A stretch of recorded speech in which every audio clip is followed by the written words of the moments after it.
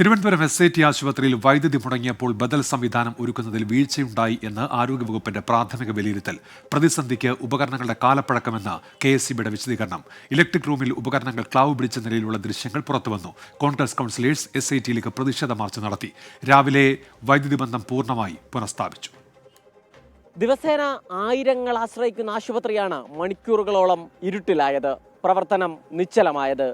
പിഴവ് ആരുടെ ഭാഗത്ത് എന്നതിൽ പഴി പറയൽ ഇനിയും അവസാനിച്ചിട്ടില്ല.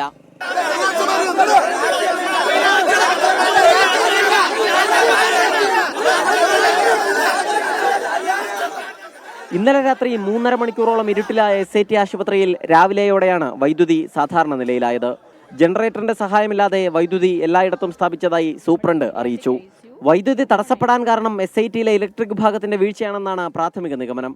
സംഭവത്തിൽ സമഗ്ര സമിതി അന്വേഷണം നടത്തും.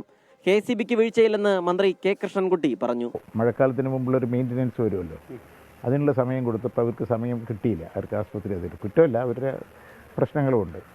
അത് അവസാനമാണ് ഇന്നലെയാണ് തന്നപ്പോൾ 3 മണിക്കൂർ ഒരു വർക്ക് ചെയ്യുമ്പോഴാണ് ഈ തകരാറ് വന്നത്. PWD ആണ് അവരുടെ ജനറേറ്ററിൻ്റെ ഭാഗത്തു നിന്നുള്ള സപ്ലൈ തകരാറായത്. അതെന്താണെന്നുള്ളത് പരിശോധിക്കും. ഇലക്ട്രിക് റൂമിൽ ഉപകരണങ്ങൾ ക്ലാവ് പിടിച്ച നിലയിലാണ്.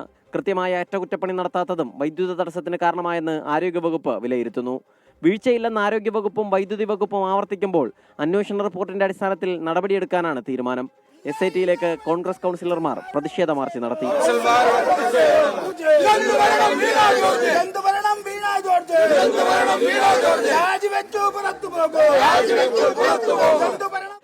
വൈദ്യുതി പുനഃസ്ഥാപിച്ചെങ്കിലും പൂർണ്ണമായി പ്രശ്നം പരിഹരിക്കണമെങ്കിൽ പാനൽ ബോർഡിലെ കോൺട്രാക്ടർ സ്വിച്ച് മാറ്റി സ്ഥാപിക്കണം. ഇത് തിങ്കളാഴ്ച ചെയ്യാനാണ് ആശുപത്രി അധികൃതരുടെ തീരുമാനം. ഇനിയും തകരാറുകൾ പരിഹരിച്ചില്ലെങ്കിൽ ഭരണസിരാ കേന്ദ്രത്തിന് മൂക്കിനു തുമ്പത്തെ ആശുപത്രി വീണ്ടും ഇരുട്ടിലാവും. പരിഹരിക്കാൻ 100 പ്രശ്നങ്ങളുള്ളപ്പോഴും ഒഴിവ് കഴിവുകൾ തേടുന്നത് ആരോഗ്യവകുപ്പിനും നാണക്കേടാണ്. സലിം മാലിക്, 24, തിരുവനന്തപുരം. പൊതുജനം കഴുതയല്ല